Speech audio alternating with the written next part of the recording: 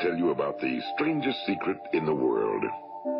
Some years ago, the late Nobel Prize-winning Dr. Albert Schweitzer was being interviewed in London, and a reporter asked him, "Doctor, what's wrong with men today?" And the great doctor was silent a moment, and then he said, "Men simply don't think." It's about this that I want to talk with you. We live today in a golden age. This is an era that man has looked forward to, dreamed of, and worked toward for thousands of years. But since it's here, we pretty well take it for granted. We in America are particularly fortunate to live in the richest land that ever existed on the face of the earth, a land of abundant opportunity for everyone. But do you know what happens? Well, let's take 100 men who start even at the age of 25. Do you have any idea what will happen to those men by the time they're 65? These 100 men who all start even at the age of 25 believe they're going to be successful. If you ask any one of these men if he wanted to be a success, he'd tell you he did. And you'd notice that he was eager toward life, that there was a certain sparkle to his eye, an erectness to his carriage, and life seemed like a pretty interesting adventure to him. But by the time they're 65, 1 will be rich. 4 will be financially independent. 5 will still be working. 54 will be broke. Now think a moment. Out of the 100, only 5 make the grade. Now why do so many fail? What has happened to the sparkle that was there when they were 25? What's become of the dreams, the hopes, the plans? And why is there such a large disparity between what these men intended to do and what they actually accomplished? When we say about 5% achieve success, we have to define success. And here's the best definition I've ever been able to find. Success is the progressive realization of a worthy ideal. If a man is working toward a predetermined goal and knows where he's going, that man is a success. If he's not doing that, he's a failure. Success is the progressive realization of a worthy ideal. Rollo May, the distinguished psychiatrist, wrote a wonderful book called Man's Search for Himself. And in this book he says, the opposite of courage in our society is not cowardice. It is conformity. And there you have the trouble today. It's conformity, people acting like everyone else without knowing why, without knowing where they're going. Now think of it. In America right now, there are over 18 million people 65 years of age and older. And most of them are broke. They're dependent on someone else for life's necessities. Now, we learn to read by the time we're 7. We learn to make a living by the time we're 25. Usually by that time, we're not only making a living, we're supporting a family. And yet by the time we're 65, we haven't learned how to become financially independent in the richest land that has ever been known. Why? We conform. And the trouble is that we're acting like the wrong percentage group, the 95 who don't succeed. Now, why do these people conform?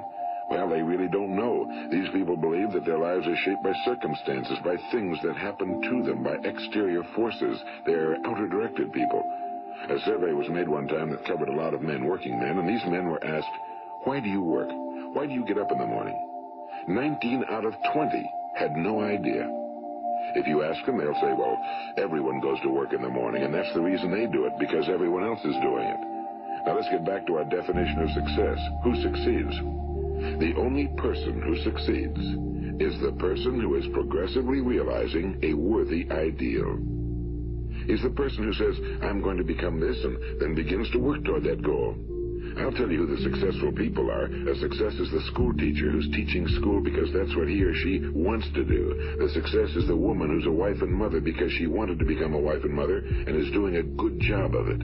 The success is the man who runs the corner gas station because that was his dream. That's what he wanted to do. The success is the successful salesman who wants to become a top-notch salesman and grow and build with his organization. A success is anyone who is doing deliberately a predetermined job because that's what he decided to do deliberately. But only 1 out of 20 does that. That's why today there isn't really any competition unless we make it for ourselves. Instead of competing, all we have to do is create. You know, for 20 years, I looked for the key which would determine what would happen to a human being. Was there a key I wanted to know which would make the future a promise that we could foretell to a large extent? Was there a key that would guarantee a person's becoming successful if he only knew about it and knew how to use it? Well, there is such a key, and I've found it. Have you ever wondered why so many men work so hard and honestly without ever achieving anything in particular, and others don't seem to work hard and yet seem to get everything? They seem to have the magic touch. You've heard them say that about someone. Everything he touches turns to gold. And have you ever noticed that a man who becomes successful tends to continue to become successful? And on the other hand, have you noticed how a man who's a failure tends to continue to fail? Well, it's because of goals. Some of us have goals, some don't. People with goals succeed because they know where they're going. It's that simple. Think of a ship leaving a harbor, and think of it with the complete voyage mapped out and planned. The captain and crew know exactly where it's going and how long it'll take. It has a definite goal. Now, 9,999 times out of 10,000, it will get to where it started out to get. Now, let's take another ship, just like the first, only let's not put a crew on it or a captain at the helm. Let's give it no aiming point, no goal, no destination. We just start the engines and let it go. I think you'll agree with me that if it gets out of the harbor at all, it'll either sink or wind up on some deserted beach, a derelict. It can't go anyplace because it has no destination and no guidance, and it's the same with a human being. Take the salesman, for example. There's no other person in the world today with the future of a good salesman. Selling is the world's highest paid profession, if we're good at it and if we know where we're going. Every company needs top-notch salesmen, and they reward those men. The sky's the limit for them. But how many can you find? Someone once said the human race is fixed, not to prevent the strong from winning, but to prevent the weak from losing. The American economy today can be likened to a convoy in time of war. The entire economy is slowed down to protect its weakest link, just as the convoy had to go at the speed that would permit its slowest vessel to remain in formation. That's why it's so easy to make a living today. It takes no particular brains or talent to make a living and support a family today. So we have a plateau of so-called security, if that's what a person is looking for. But we do have to decide how high above this plateau we want to aim. Now let's get back to the strangest secret in the world, the story that I wanted to tell you today. Why do men with goals succeed in life and men without them fail? Well, let me tell you something which, if you really understand it, will alter your life immediately. If you understand completely what I'm going to tell you from this moment on, your life will never be the same again. You'll suddenly find that good luck just seems to be attracted to you. The things you want just seem to fall in line, and from now on you won't have the problems, the worries, the gnawing lump of anxiety that perhaps you've experienced before. Doubt, fear, well, they'll be things of the past. Here's the key to success and the key to failure. We become what we think about. Now let me say that again. We become what we think about. Throughout all history, the great wise men and teachers, philosophers and prophets have disagreed with one another on many different things. It's only on this one point that they are in complete and unanimous agreement. Listen to what Marcus Aurelius, the great Roman emperor, said. A man's life is what his thoughts make of it. Disraeli said this: everything comes if a man will only wait. I've brought myself by long meditation to the conviction that a human being with a settled purpose must accomplish it, and that nothing can resist a will that will stake even existence for its fulfillment. Ralph Waldo Emerson said this: a man is what he thinks about all day long. William James said, the greatest discovery of my generation is that human beings can alter their lives by altering their attitudes of mind. And he also said, we need only in cold blood act as if the thing in question were real, and it will become infallibly real by growing into such a connection with our life that it will become real. It will become so knit with habit and emotion that our interest in it will be those which characterize belief. And he also said, if you only care enough for a result, you will almost certainly attain it. If you wish to be rich, you will be rich. If you wish to be learned, you will be learned. If you wish to be good, you will be good. Only you must then really wish these things, and wish them exclusively, and not wish at the same time 100 other incompatible things just as strongly. In the Bible, you read in Mark 9:23, if thou canst believe, all things are possible to him that believeth. My old friend Dr. Norman Vincent Peale put it this way: this is one of the greatest laws in the universe. Fervently do I wish I had discovered it as a very young man. It dawned upon me much later in life, and I found it to be one of the greatest, if not my greatest discovery outside of my relationship to God. The great law, briefly and simply stated, is that if you think in negative terms, you will get negative results. If you think in positive terms, you will achieve positive results. That is the simple fact, he went on to say, which is at the basis of an astonishing law of prosperity and success. In 3 words, believe and succeed. William Shakespeare put it this way: our doubts are traitors and make us lose the good we oft might win by fearing to attempt. George Bernard Shaw said, people are always blaming their circumstances for what they are. I don't believe in circumstances. The people who get on in this world are the people who get up and look for the circumstances they want, and if they can't find them, make them. Well, that's pretty apparent, isn't it? And every person who discovered this for a while believed that he was the first one to work it out. We become what we think about. Now, it stands to reason that a person who's thinking about a concrete and worthwhile goal is going to reach it, because that's what he's thinking about, and we become what we think about. Conversely, the man who has no goal, who doesn't know where he's going, and whose thoughts must therefore be thoughts of confusion and anxiety and fear and worry, becomes what he thinks about. His life becomes one of frustration and fear and anxiety and worry. And if he thinks about nothing, he becomes nothing. Now, how does it work? Why do we become what we think about? Well, I'll tell you how it works as far as we know. Now, to do this, I want to tell you about a situation that parallels the human mind. Suppose a farmer has some land, and it's good fertile land. Now, the land gives the farmer a choice.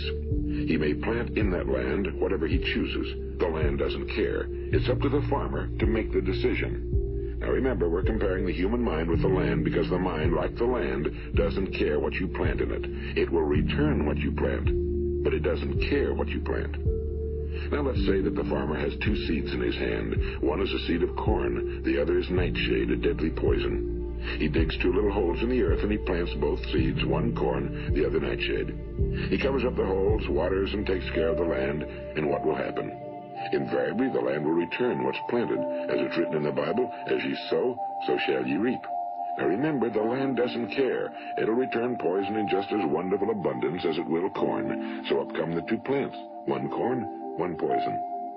Now, the human mind is far more fertile, far more incredible and mysterious than the land, but it works the same way. It doesn't care what we plant. Success, failure. A concrete, worthwhile goal, or confusion. Misunderstanding, fear, anxiety, and so on. But what we plant, it must return to us. You see, the human mind is the last great unexplored continent on Earth. It contains riches beyond our wildest dreams. It will return anything we want to plant. Now, you might say, well, if that's true, why don't people use their minds more? Well, I think they figured out an answer to that one, too. Our mind comes as standard equipment at birth. It's free, and things that are given to us for nothing we place little value on. Things that we pay money for, we value. The paradox is that exactly the reverse is true. Everything that's really worthwhile in life came to us free. Our minds, our souls, our bodies, our hopes, our dreams, our ambitions, our intelligence, our love of family and children and friends and country, all these priceless possessions are free. But the things that cost us money are actually very cheap and can be replaced at any time. A good man can be completely wiped out and make another fortune. He can do that several times. Even if our home burns down, we can rebuild it. But the things we got for nothing, we can never replace. The human mind isn't used because we take it for granted. Familiarity breeds contempt. It can do any kind of job we assign to it, but generally speaking, we use it for little jobs instead of big, important ones. Universities have proved that most of us are operating on about 10% or less of our abilities. So decide now, what is it you want? Plant your goal in your mind. It's the most important decision you ever make in your entire life. What is it you want? Do you want to be an outstanding salesman? A better worker at your particular job? Do you want to go places in your company, in your community? Do you want to get rich? All you've got to do is plant that seed in your mind, care for it, work steadily toward your goal, and it will become a reality. It not only will, there's no way that it cannot. You see, that's a law, like the laws of Sir Isaac Newton, the laws of gravity. If you get on top of a building and jump off, you'll always go down. You'll never go up. And it's the same with all the other laws of nature. They always work. They're inflexible. Think about your goal in a relaxed, positive way. Picture yourself in your mind's eye as having already achieved this goal. See yourself doing the things you will be doing when you've reached your goal. Ours has been called the phenobarbital age, the age of ulcers and nervous breakdowns and tranquilizers, at a time when medical research has raised us to a new plateau of good health and longevity. Far too many of us worry ourselves into an early grave trying to cope with things in our own little personal ways without learning a few great laws that will take care of everything for us. These things we bring on ourselves through our habitual way of thinking. Every one of us is the sum total of his own thoughts. He is where he is because that's exactly where he really wants to be, whether he'll admit that or not. Each of us must live off the fruit of his thoughts in the future, because what you think today and tomorrow, next month and next year, will mold your life and determine your future. You're guided by your mind. I remember one time I was driving through eastern Arizona and I saw one of those giant earth-moving machines roaring along the road at about 35 miles an hour with what looked like 30 tons of dirt in it. A tremendous, incredible machine. And there was a little man perched way up on top with the wheel in his hands guiding it. And as I drove along, I was struck by the similarity of that machine to the human mind. Just suppose you're sitting at the controls of such a vast source of energy. Are you going to sit back and fold your arms and let it run itself into a ditch? Or are you going to keep both hands firmly on the wheel and control and direct this power to a specific, worthwhile purpose? It's up to you. You're in the driver's seat. You see, the very law that gives us success is a two-edged sword. We must control our thinking. The same rule that can lead a man to a life of success, wealth, happiness, and all the things he ever dreamed of for himself and his family. That very same law can lead him into the gutter. It's all in how he uses it, for good or for bad. This is the strangest secret in the world. Now, why do I say it's strange, and why do I call it a secret? Actually, it isn't a secret at all. It was first promulgated by some of the earliest wise men, and it appears again and again throughout the Bible, but very few people have learned it, understand it. That's why it's strange, and why for some equally strange reason it virtually remains a secret. I believe that you could go out and walk down the main street of your town and ask one man after another what the secret of success is, and you probably wouldn't run into one man in a month who could tell you. Now, this information is enormously valuable to us if we really understand it and apply it. It's valuable to us not only for our own lives, but the lives of those around us, our families, employees, associates, and friends. Life should be an exciting adventure. It should never be a bore. A man should live fully, be alive. He should be glad to get out of bed in the morning. He should be doing a job he likes to do because he does it well. One time I heard Grove Patterson, the great late editor-in-chief of the Toledo Daily Blade, make a speech, and as he concluded his speech, he said something I've never forgotten. He said, "My years in the newspaper business have convinced me of several things. Among them, that people are basically good, and that we came from someplace, and we're going someplace. So we should make our time here an exciting adventure. The architect of the universe didn't build a stairway leading nowhere." And the greatest teacher of all, the carpenter from the plains of Galilee, gave us the secret time and time again. As ye believe, so shall it be done unto you. I've explained the strangest secret in the world and how it works. Now, on this side, I want to explain how you can prove to yourself the enormous returns possible in your own life by putting this secret to a practical test. I want you to make a test that will last 30 days. It isn't going to be easy, but if you'll give it a good try, it will completely change your life for the better. Now, back in the 17th century, Sir Isaac Newton, the English mathematician and natural philosopher, gave us the natural laws of physics, which apply as much to human beings as they do to the movement of bodies in the universe. And one of these laws is that for every action, there is an equal and opposite reaction. Simply stated, as it applies to you and me, it means we can achieve nothing without paying the price. The results of your 30-day experiment will be in direct proportion to the effort you put forth. To be a doctor, you must pay the price of long years of difficult study. To be successful in selling, and remember that each of us succeeds to the extent of his ability to sell. Selling our families on our ideas, selling education in schools, selling our children on the advantages of living the good and honest life, selling our associates and employees on the importance of being exceptional people. To, of course, the profession of selling itself.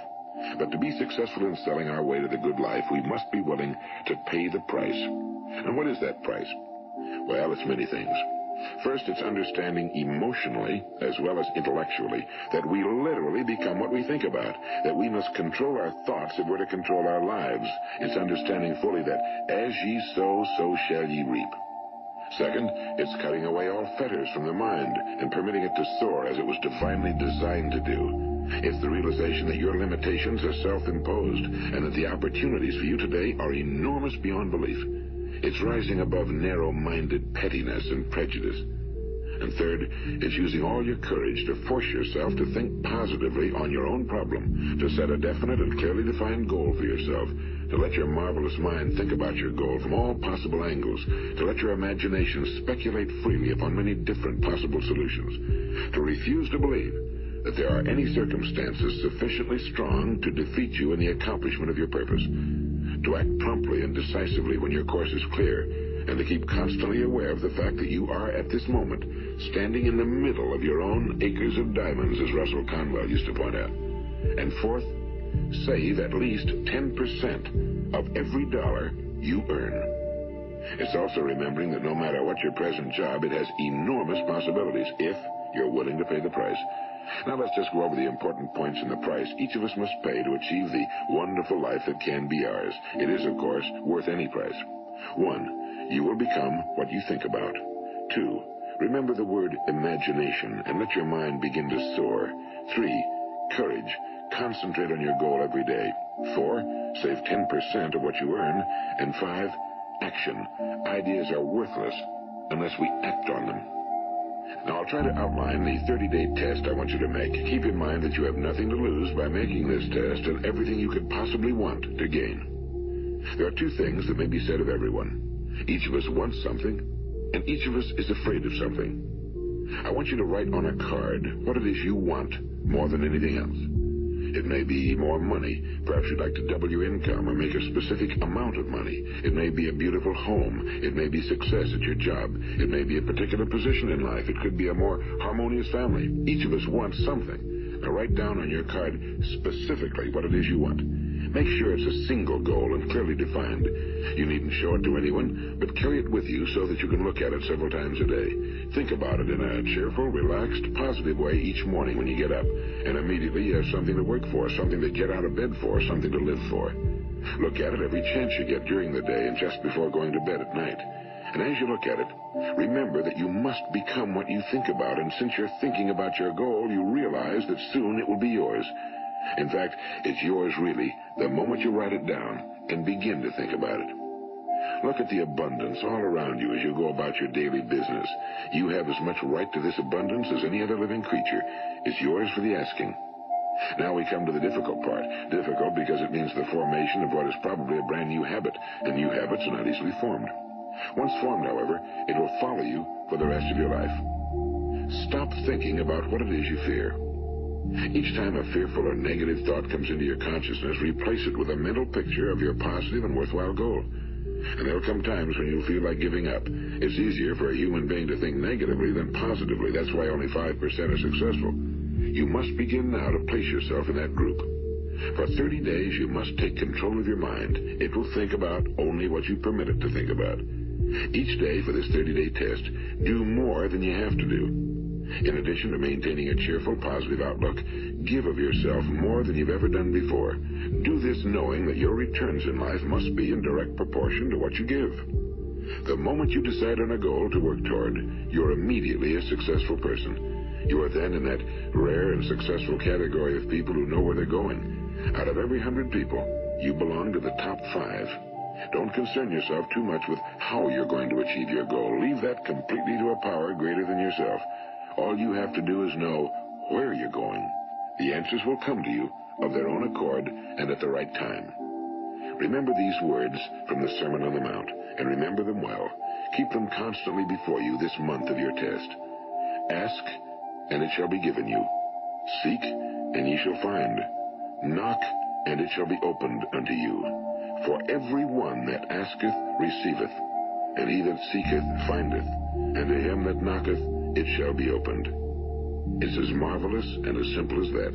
In fact, it's so simple that in our seemingly complicated world, it's difficult for an adult to understand that all he needs is a purpose and faith. For 30 days, do your very best.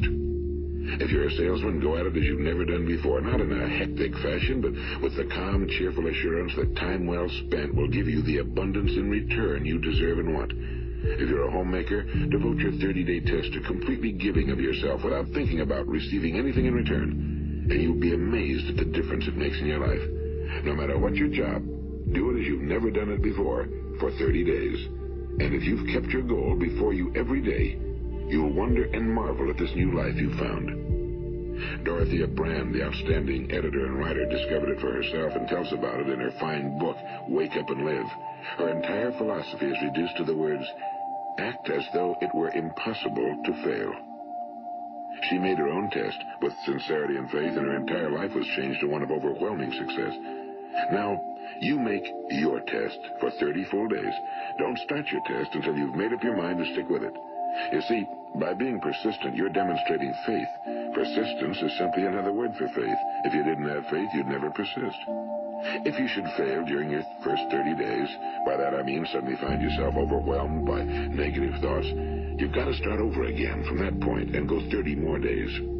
Gradually, your new habit will form until you find yourself one of that wonderful minority to whom virtually nothing is impossible. And don't forget the card. It's vitally important as you begin this new way of living. On one side of the card, write your goal, whatever it may be.